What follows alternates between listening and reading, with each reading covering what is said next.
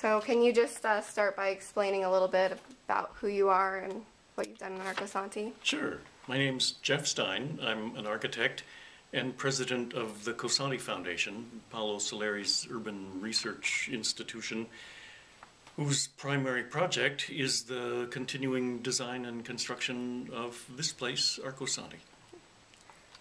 And Arcosanti can be seen as a type of utopia, or at least a step towards one.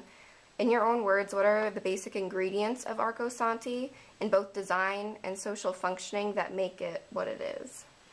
Arcosanti is meant to be the concretization of a big piece of critical thinking about how to answer this question: how shall we live on the planet? We know for sure the answer to that isn't Phoenix, Arizona. And so Paolo Soleri, over a lifetime of work involving several thousand people working here at Arcosanti and other hundreds who helped him with his writing of 22 books and drawing of hundreds and hundreds of drawings and making of quite a few buildings, has tried to understand the role of cities and the past and what the past leads to. So for Soleri, and for those of us involved in this project, Arcosanti, cities are the newest organism on the planet, the newest life form, really. And since they've been here only for 7,000 to 10,000 years, they haven't had a chance to be designed properly, really, nor have there been reasons to design them in a particular way until probably about right now. The issue is, how are all the other organisms on the planet designed? They're designed in containers, in forms, three-dimensional, compact, complex, kind of miniaturized. Through the evolution of all life forms on Earth, the sort of greatest design is that of the human brain, which is three-dimensional, complex, compact. Every single brain cell synapses with another 15,000 packed tightly around them. And so as a communications medium, the human brain is just great. The design is perfect. You feel like you're thirsty? Okay, no time at all between the electrical impulse that makes you feel that way and you being able to get a drink of water. If our brains were only a few cells thick, like most American cities, only a few stories tall, like Phoenix, Arizona, 900 square miles of one-story buildings, the amount of time it would take for an impulse to go from one side to the other, too long. We wouldn't be a life form at all. We couldn't have survived all this time. And yet we have, and it's because of our design. Cities are going to survive too and be useful to humans because of their design. So Arcosanti is meant to be the embodiment of this idea that cities going forward could be compact, complex, three-dimensional, and we're trying to build a prototype here very slowly and intricately to see how that'd work. Okay, so quickly, how does an arcology work? What does it set out to do? I think you sort of explained that just a second ago. Well, right, arcology, architecture and ecology, two parts of a single understanding of life on Earth. This is sort of confronting the notion of man versus environment. It's humans as part of an entire ecology. It works the way all the other organisms work. You know, humans are made up of trillions of microbes and amoebas and prokaryotic and eukaryotic cells, each of which are found all by themselves out in the landscape. They're not doing much out there, though, but when they get together in this form, then fantastic things happen. Shakespeare, Beethoven, George Bush, all that stuff. And we imagine that, in fact, so far, here 2013, we know very little about what the potentials of being human are. And arcology, three-dimensional, dense, compact cities, might open up some avenues to some really terrific possibilities for human beings and for the rest of the planet, too. We can talk more about that by saying, look, Phoenix, 900 square miles, 4.5 million people, nearly 3 million cars in Phoenix, Arizona, because if you don't have a car in Phoenix, you're not going to school, you can't go to the dentist, the grocery store, anything. Mm-hmm. It's all spread out. Well, if you imagine that the average car is about $20,000, which is a conservative estimate, that's $60 billion that Phoenix people pay just to be able to take their kids to school or get to work from home. This is unbelievable, and it's not just a once-in-a-lifetime expense either, but every 5 to 8 years you get a different car, and that's only the car itself. The price of fuel at $4 a gallon right now is pretty much double that, and then that doesn't even take into consideration roads, parking lots, automobile-related media. 60% of the landmass of Phoenix is covered by that stuff. This is no way to live, and yet there we are, a little experiment after World War II to create cities like that for a whole bunch of interesting and somewhat political reasons, but those reasons just don't exist anymore. And a city like Phoenix or Los Angeles or almost anyone you can name is just obsolete, unable to be supported going forward. And so we're trying to make some conjectures here. What if cities were designed in a different way, and show how those conjectures can actually solve some real problems for us right now? Absolutely. In your TED Talk, because I did watch that ahead of time, you mentioned that people in your community become, or like operate as a single entity, and it seems like the density, the way the architecture is made so dense, is part of this. How does this really work? Well, we're in the very beginnings of that experiment right now. Arcosanti we call an urban laboratory because the architecture itself is not experimental, but life in it is, because no one has ever really lived like this before. We're sitting here at the end of what we call the East Crescent complex here at Arcosanti, this sort of crescent-shaped, semicircular in plan housing development, really, which also has the Solari Archive, some dormitories for students, and a library, and some potential commercial space in it.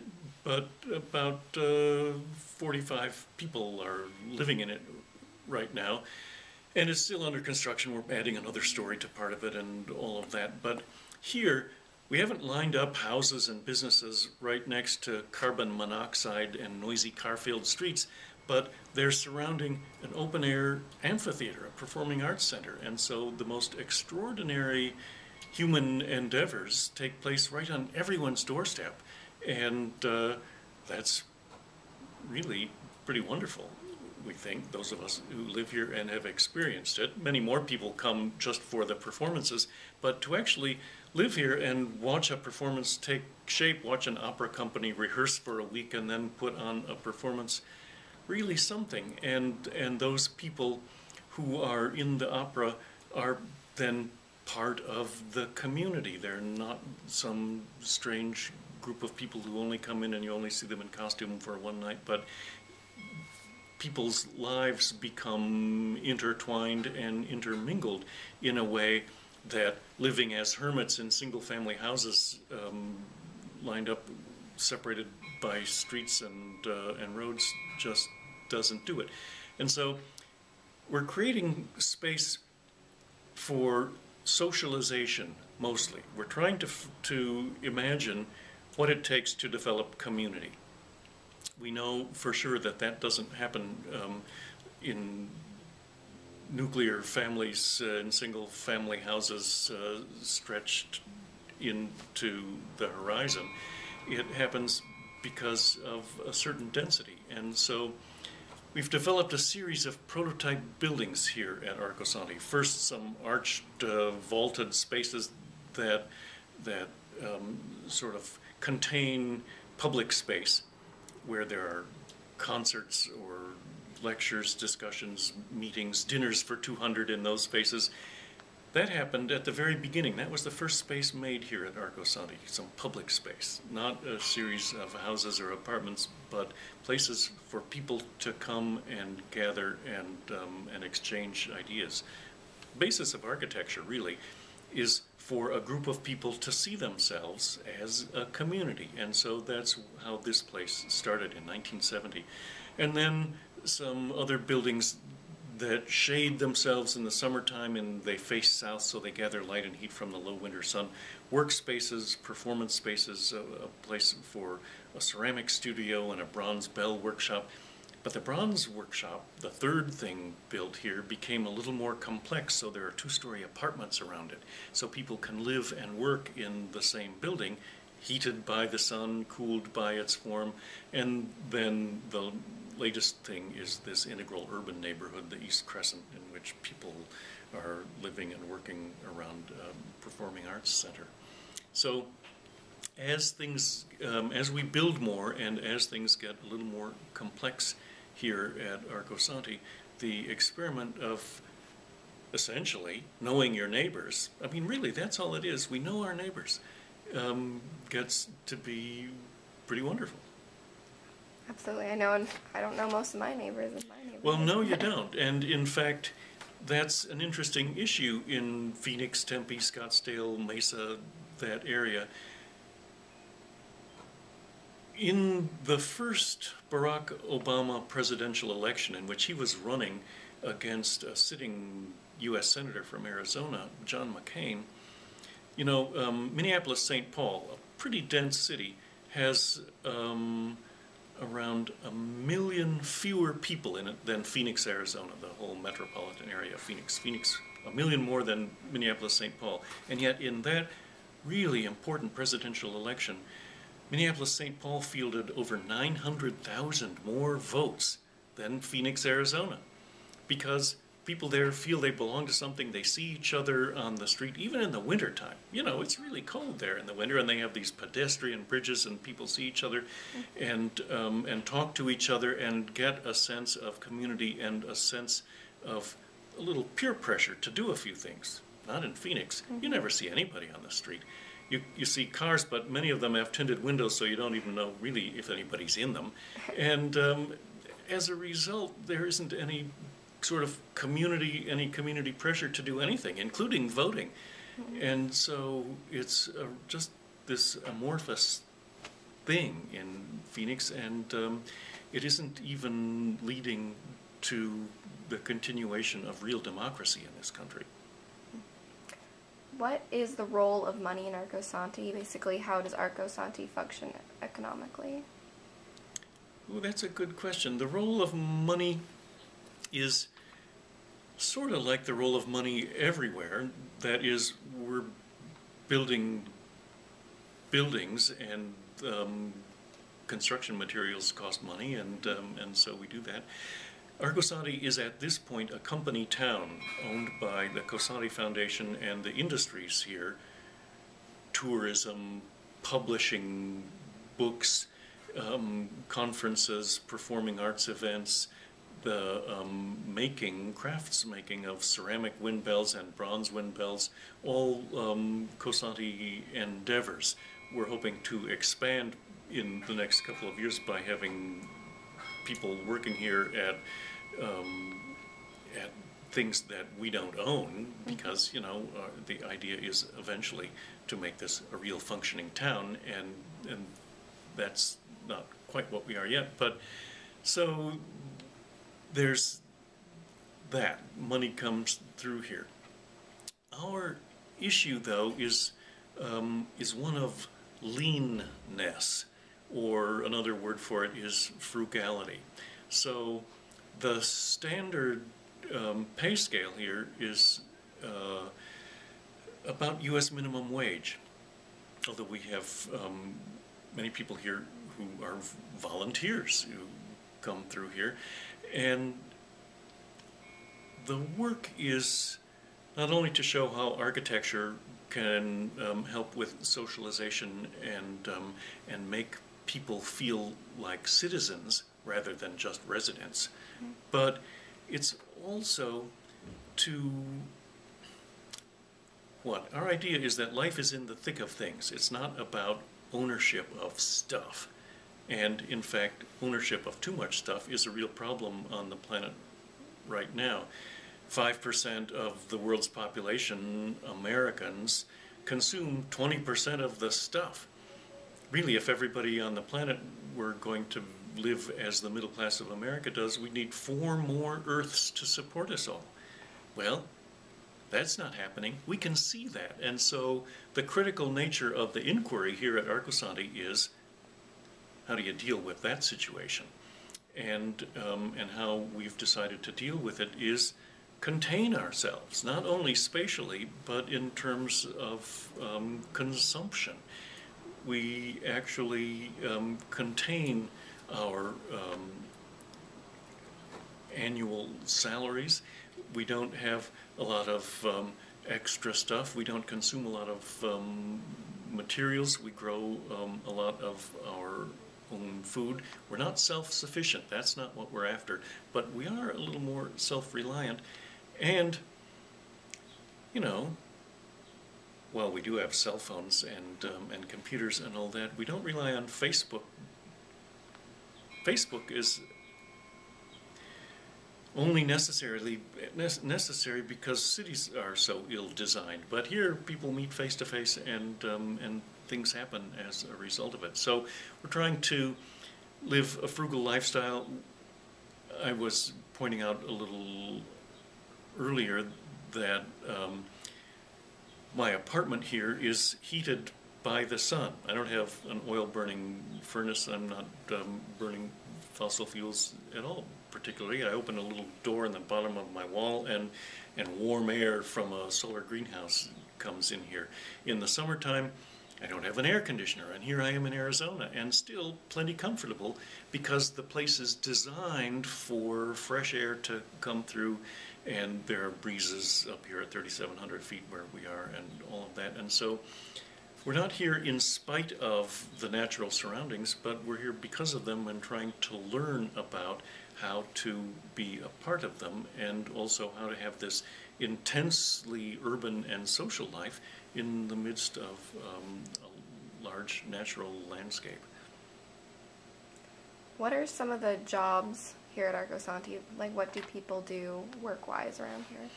Well, here, of course, there are room for architects. There are people involved with development, with the performing arts, with guest services. There are ceramicists and bronze bell makers, and people who are building things. There are people who are growing food in greenhouse, and people who are working in our cafe as chefs and all that to make that all work. There are people who are graphic designers and people involved with the publication of books, and so it's pretty complex, even at the small scale we're at currently. We have fewer than 100 people living here year-round, and of course there are always a contingent of students here. We have our own construction workshops that have gone on for 40 years, and we see ourselves, as does the rest of humanity, more and more as an educational resource. And so we have made partnerships with American and European universities, and they're sending students here as well. So it's a learning place, and as such, a lot of fun and interesting, and there's quite a bit to do. So, kind of based on that answer, is there a separation of work and play? Are people satisfied in doing their work, or is it still work, and they find satisfaction in other things? That's a good question. There is some real work, like building stone walls and casting concrete. That's something you're not going to bring home with you in the evening and do more of it. And yet it all goes to making something beautiful and something that people are living in right now. And otherwise, there isn't such a distinction between work and play here for many of the people who are here. You and I are talking, for instance, on a Sunday afternoon, which is something that would be hard to do in many places, and yet really it's this kind of work is just an integral part of my life and of the lives of many of the people here. And so it's, you know, there's some fun involved in talking to you, seeing what your interests are and your issues are, and trying to think clearly in answering questions you have about what's going on here. There are a couple of interesting ways that work and play intermingle here, or work and leisure especially. So for one thing, nobody here has to commute in a car for an hour every morning or every afternoon. We get up, shower off, have some coffee, put on regular clothes, go out the door, and there we are at the workspace. Or in my case, have some coffee, open a door, go down a ladder to one floor below me where the main office here, the planning office at Arcosanti is, and there I am at work. And so there's that.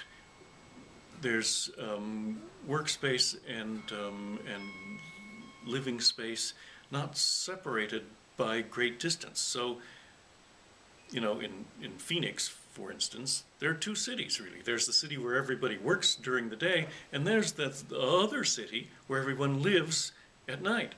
And so twice as much stuff as you need, twice as much space taken up as you need, and then it's the commute between those things. And so we don't have that. But otherwise, this notion of frugality, leanness here is something that we take seriously. And so without the necessity for cars, not everyone here at Arcosanti even owns a car. And so, gee, there's car payments that you don't have, car insurance that you don't have, all sorts of other things. Or what about energy use? So much of what people are working for is just to pay upkeep on buildings that they're trying to live in the Phoenix Valley, mortgage for excess square footage that people don't even use, and then trying to heat and cool it. You know, in America, about a quarter of all the energy used goes for the transportation sector, which isn't just cars, it's airplanes, boats, motorcycles, all that stuff, trucks. Another quarter of the energy used goes for manufacturing, because we don't really manufacture that much in this country. Much of it's manufactured in China or Korea.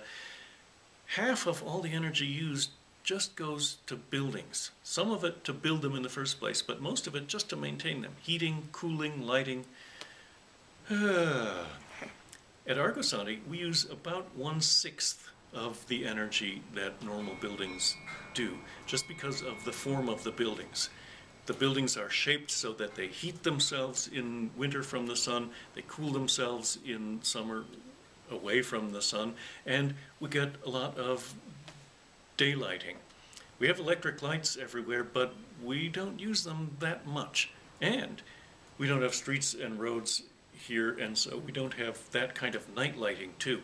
We have some 2-watt LED lights so that people can find their way around on the sidewalks and all of that stuff, and it's pretty romantic in that regard. And yet when you look up, there's the night sky. It's not streetlights overhead, but it's stars overhead. And so we don't use so much energy. We grow food right here. We don't have transportation costs. And so while we're continually working as hard as we can to make this marketplace function, it isn't so we can draw down a big paycheck, but because we're doing something that we believe in and respect ourselves for doing. How does the idea of an arcology address the issue of scarcity and distributing resources such as food and things like that? Or does it address it at all? Well, it does. I'm from Boston, Massachusetts. Massachusetts, pretty lovely state, although dealing with climate change in a really dramatic way in some ways that some other parts of the East Coast aren't quite, in terms of rising tides and all of that stuff. In Massachusetts, there are fewer than 200 farms in the entire state. You sit down to dinner in Massachusetts, that food is coming from someplace else, and the someplace else is typically California, Central or South America. It's not being grown around there. Of course, that's an interesting issue here in Arizona too. We don't grow that much of our own food here. It's also coming from some distance away, based on fossil fuels to provide industrial farming techniques and irrigating croplands and dealing with pesticides and all that stuff. Here at Arcosanti, part of the work is figuring out how a town can recycle its own organic wastes, make its own organic soil. We're working with the design of cities, but given 7.5 billion people on the planet, the design of cities isn't the only problem. It's the design of how we grow food. The design of farms is also an interesting issue. And so we waste a lot of space and a lot of things that could be resources. You know, in the rest of the Earth's ecology, in what we euphemistically call nature, you don't see a lot of waste. No garbage there. And so we're trying at Arcosanti not to consume so much in the first place, and then to recycle everything that we do use. And we're pretty successful at it too. And that includes making new soil out of our own organic wastes from our cafe and food growing and all of that stuff. And so in solar greenhouses, we're growing quite a bit of food, and that food is grown in soil that we have created through vermiculture, worms eating their way through our own organic waste and making soil, and that's also producing warm air that powers some of the buildings here, and it's also saving a tremendous amount of water, which ordinarily would be irrigating fields in Arizona and then evaporating into the atmosphere, going away forever. But in a greenhouse, it evaporates from plants and reforms on the underside of the greenhouse glass, and then we can draw it off and reuse it and that sort of thing. And so there's a way, and this isn't peculiar to Arcosanti. There are other places who are trying to do these sorts of things too, but it's a serious issue, this notion of scarcity. It's just a political issue too, or a technological issue. There's no reason for there to be scarcity for 7.5 billion people on the planet, except our patterns of inhabiting the Earth are just not the right ones yet. They're not carefully thought through. They worked pretty well 100 years ago when there were only 2 billion people on the planet, but 7 billion, that changes everything, and it requires some critical thinking, and critical thinking from somebody like Paulo Soleri, who's 93, somebody from me who's younger than that, and certainly from the generation that is in college now, who are not likely to be living the same lives that their parents lived. As you mentioned in the TED Talk, the architecture allows people to function better socially, and I know you talked a little bit about this, with the communal gathering spaces, things like that. Can you explain a little bit more about this? Yeah, here's a part where you'll edit, huh? Let's see. Well, in many American towns, there is the separation between private space and public space is a little revolutionary. That is, you open your door and whoo, you're out on the street and there's everybody, and it's hard to figure out. Sometimes we have these front yards that are useless except for sort of giving us a little space between what's out there and what we want to bring inside. At Arcosanti, we have developed a kind of an evolutionary attitude towards space, and so there's real private space, and then there's a little bit of semi-private space, almost like a front porch for people, and then there's semi-public space in which you might meet your neighbors on a pretty regular basis, and then there's real public space in which others, like tourists or people coming for events or strangers just showing up to the cafe, might meet as well. And these things are sort of a little crowded together, and yet they all do exist. And so it's really easy to be comfortable here in one's own space, but it's very hard to be a hermit. You're never going to be away from your neighbors. You know where they are, you know that they're home, not because you can hear them, but because the architecture has us living in a way that we can sort of see each other in our semi-private, semi-public kind of spaces. And so the apartments here are organized around essentially public space, shared space. And of course there are ways in which we share some things too. For instance, I have a kitchen here, not a very big one. You'd feel pretty happy on your sailboat having a kitchen like my kitchen. And as a result, I don't cook all my own meals. In part because I don't have to, but in part because we have a cafe in which quite a few of the people at Arcosanti share meals. We have a chef and a rotating group of everyone who takes part in preparing and cleaning up major meals and so on. And so we share some things as a community in that way.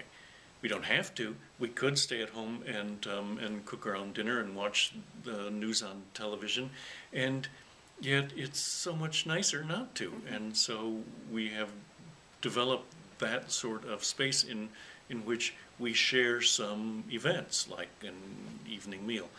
And of course there's shared workspace and public events that go on that we take part in with the general public too. And so it's really easy to get to. We aren't segregated.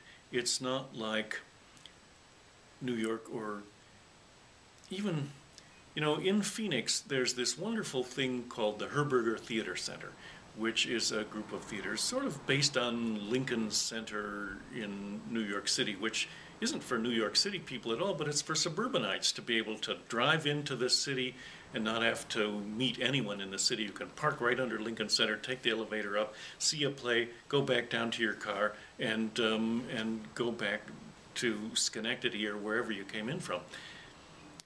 That notion of a center for the arts is all about segregating the performing arts from the neighborhoods or from anybody. There's that sort of basis that we have. The university is that sort of thing in which we segregate people of a certain age from the general population, so we don't have to worry about them, and so that their newfangled and dangerous ideas don't actually get out there and bother those people who are working in banks and insurance companies and making the economy go on its merry way. This notion of segregation is supported by the architecture that we create in American cities, and we're trying to confront that whole thing at Arcosanti, in which we don't segregate ourselves and we don't segregate our activities. And so right outside my door is a performing arts amphitheater on one side, and on the other side a sort of outdoor conference room 1 story below for people who are working in the planning office here, and I can be a part of that, either one of those things, very easily. In fact, can't avoid them. If I'm walking to lunch in the cafe, I'm going through a performing arts center. I walk in through a ceramics studio that is open to the air to the south, and so it's a learning center.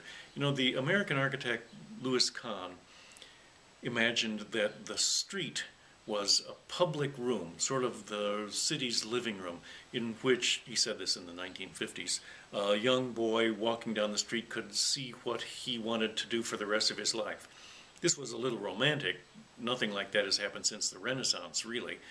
You can walk down the street and see a lot of parked cars and get to the corner and try to avoid being hit by one. But here at Arcosanti, that sort of learning experience is a reality.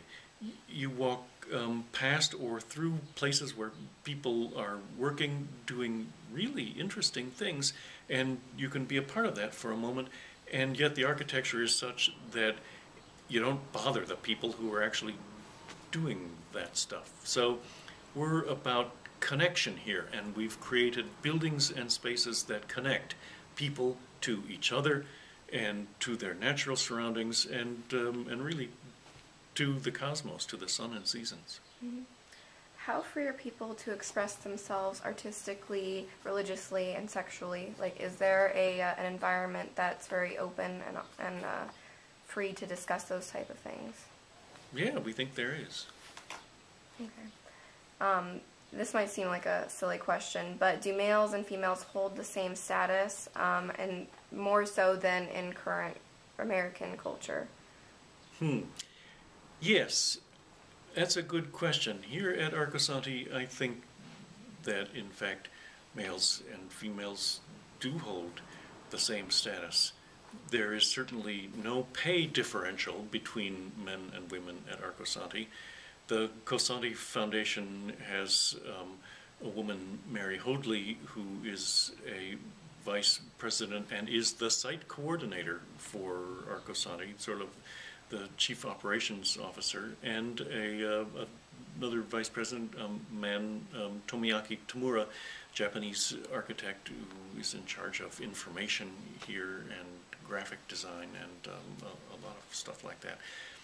Our bronze foundry has an equal number of men and women working in it. Our ceramic studio is run by a woman, Jane Tellini, right now. For the past several years, it was managed by a man, David Hutchins, and we're just looking for the best people to do things, and whether they're men or women, I was about to say, doesn't make a difference, but of course it does make a difference, and we're really interested in women playing a larger role in the community here than they might in communities around the United States otherwise. Betty Friedan was here back when, you know, famous feminist of a generation ago, a pioneering feminist, really, and spent some serious time here at Arcosanti talking to people influeing Paolo Soleri, I would think. And so that was a couple generations ago. You would think things have changed, but no, I would, sorry to say, women who are needing to have their voices heard because the culture needs to have their voices heard are still pretty much pioneers in American society, I would think. And anyway, we understand that, and we're trying to be a place for that pioneering to really take hold here. How does Arcosanti allow people to connect with the environment, and why is this important? I know you mentioned in the TED Talk about the lack of a fourth wall. Can you explain a little bit more? Mm-hmm. You know, let's see. Nature itself, the external natural environment, isn't just this sort of sweet and welcoming thing for humans. It's sort of troublesome sometimes, you know, tornadoes, tidal waves, forest fires, nature red in tooth and claw, all of that sort of stuff, families of javelinas running across the road. Anyway, and yet nature is something that 10,000 generations of humans have grown up with until just recently, when we have sort of walled ourselves off from it. Generally, when architects and others look at making buildings which will keep people sort of comfortable during day and night and create these safe havens for us to do whatever we do, because of course you kind of need architecture to do things. You want to dance, you need a dance studio. You want to have a whole group of people eating together, you might need a cafeteria. Or to have a learning environment, we've translated that into classroom space these days. But what that typically means is we build a really flat floor. Actually, we scrape all the life off a piece of ground until there's nothing but dead soil or down to bedrock. And then we put a flat floor on there, and we put 4 walls around it and a roof on top of it. And then, mostly in America these days, we're staring into computer screens while we're in that room, totally separated from each other and from everything else in the world. An interesting experiment, actually, and one that leads to all sorts of health issues, physical and mental. And so here at Arcosanti, as I mentioned, the job is to connect. And one way to connect people to their surroundings in architecture is just not build the 4th wall of the building. And so in this climate, that's entirely possible to do.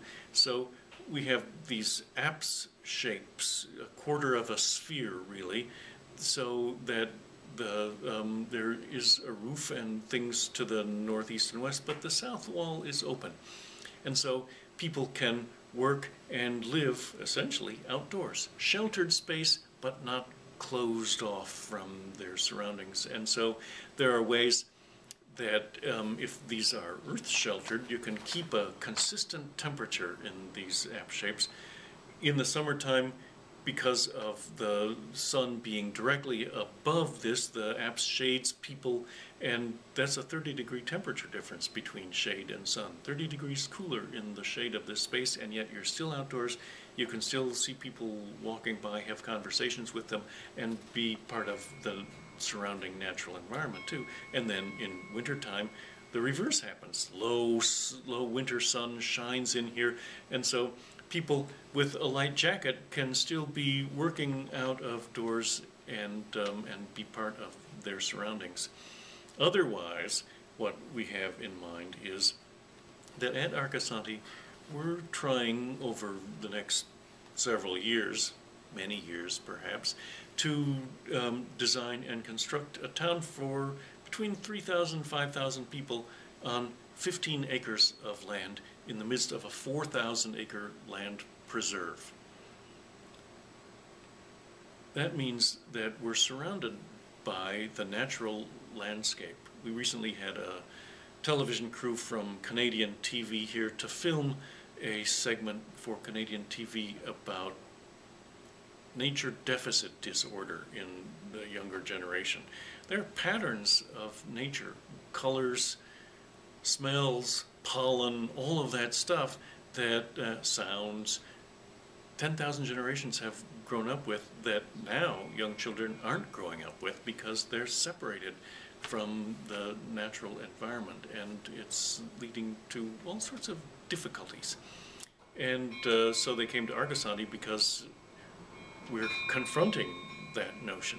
There are views of the surrounding natural landscape from everywhere where people are living and working, and because we're containing the city, we're not paving over everything, we're not spreading out over everything we can see.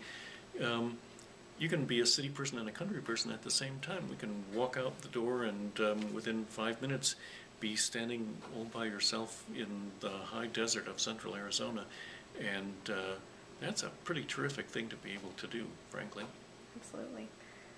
So how do you see arcology change the way we think about living, and what do you see that doing to change the future of how we live?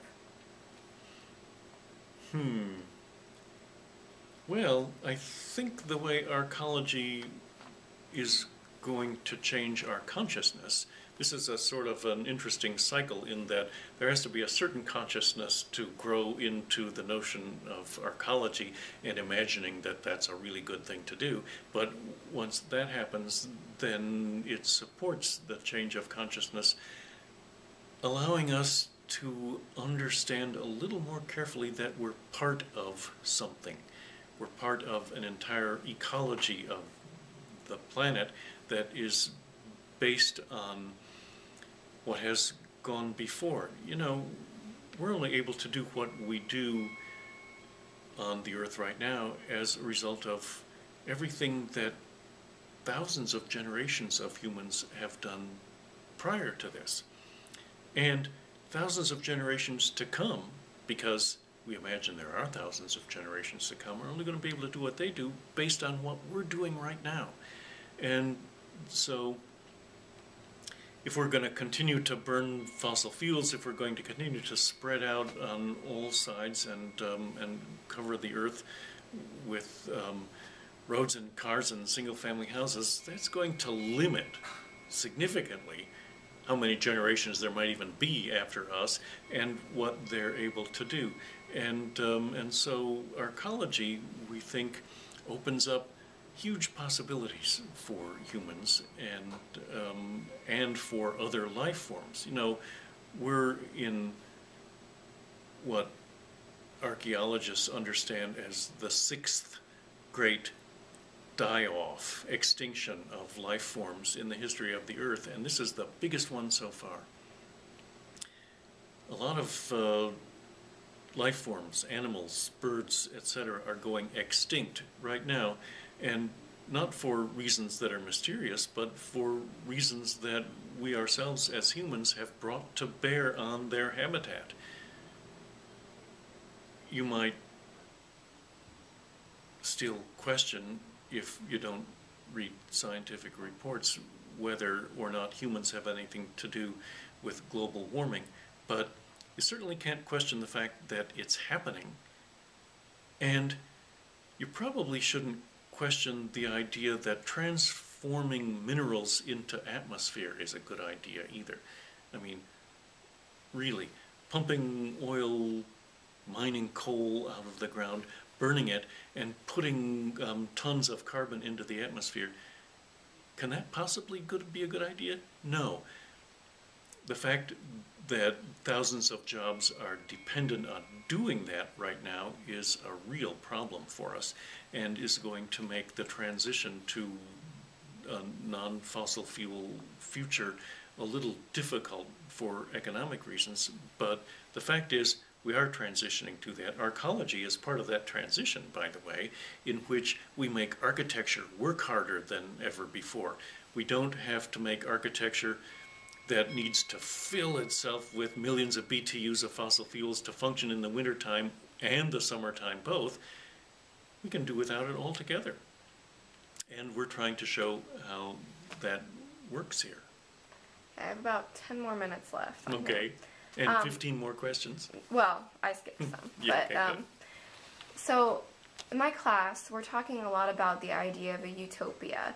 And I know The Dispossessed, I don't know if you've read that book, but it's very much about, it's an ambiguous utopia. So socially, it's utopia-like, but they do live in these harsh sort of environments.